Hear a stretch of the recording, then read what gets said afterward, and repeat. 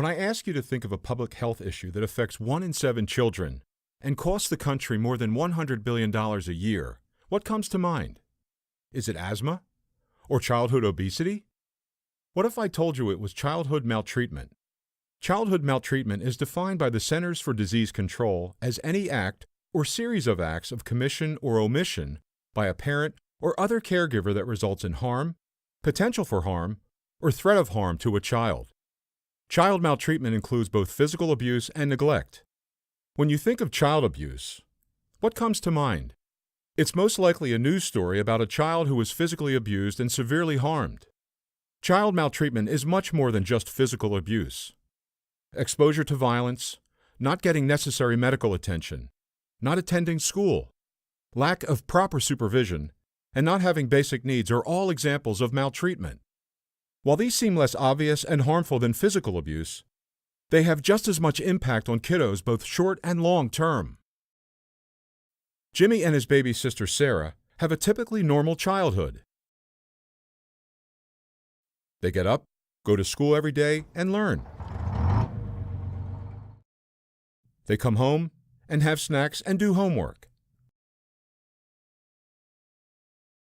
Their parents live together and love them both very much. However, Jimmy's parents argue a lot. And a lot of times these arguments turn physical.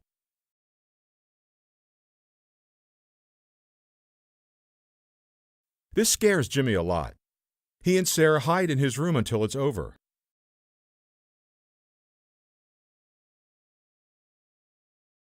Jimmy gets very worried and scared, and sometimes it keeps him up. This makes it hard for him to concentrate at school. Morgan and her new baby brother Arnold live with her mom. Morgan sees her dad on the weekends.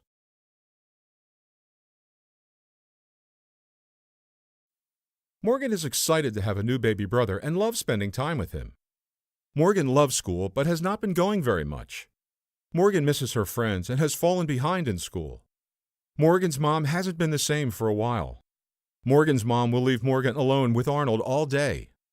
When Morgan's mom is home, she often will ignore Arnold when crying and won't make sure to make her and Morgan's dinner. Morgan gets really sad and confused over this. While she loves Arnold, she wishes things were the way they were before. Jimmy gets increasingly worried at home. Jimmy tells a trusted adult in his neighborhood. They tell Jimmy it's normal and that sometimes people's parents fight. They tell Jimmy he shouldn't tell other people about his family business.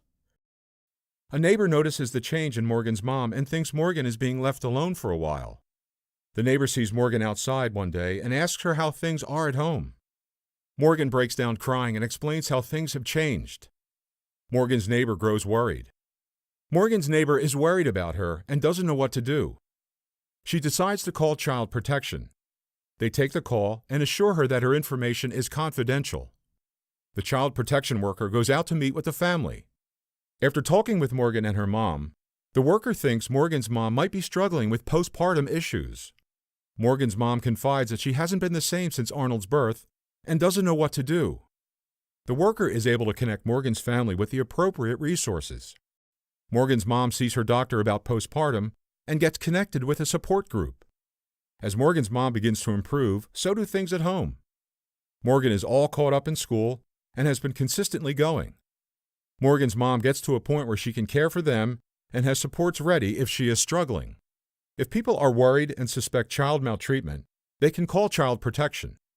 People who are mandated reporters, such as doctors, teachers, and social workers, are required by law to call anytime they suspect child maltreatment. However, everyone in the community is welcomed and encouraged to call Child Protection if they suspect maltreatment. Despite media portrayals and myths, Child Protection is not there to penalize families or to remove kids. Jimmy's family situation never improves, and Jimmy is constantly exposed to violence. As a teenager, Jimmy begins to use drugs and miss school. As an adult, Jimmy deals with depression, uses drugs and alcohol to cope, and struggles with health issues. Morgan's mom was able to get the support and resources she needed. Morgan was able to start going to school regularly and talking with someone about how she felt at home. While Morgan was exposed to child maltreatment, She had the supports and resources to reduce the long-term impact on her. Child maltreatment is a widespread issue that affects 1 in 7 children across the country. Experiencing maltreatment, like Morgan and Jimmy did, can have lifelong negative outcomes for Morgan and Jimmy without intervention. Unaddressed, they are also at increased risk for social issues such as dropping out of school, smoking cigarettes, using drugs, and drinking at a young age. Everyone can play a role in preventing child maltreatment. Even when child maltreatment occurs, with help from community supports, children can still thrive and have positive outcomes. If you see a child in a life-threatening emergency, call 911. If you see or suspect abuse or neglect of a child, call 1-800-CO4-KIDS. That's 1-800-264-5347. 24 hours a day, 7 days a week.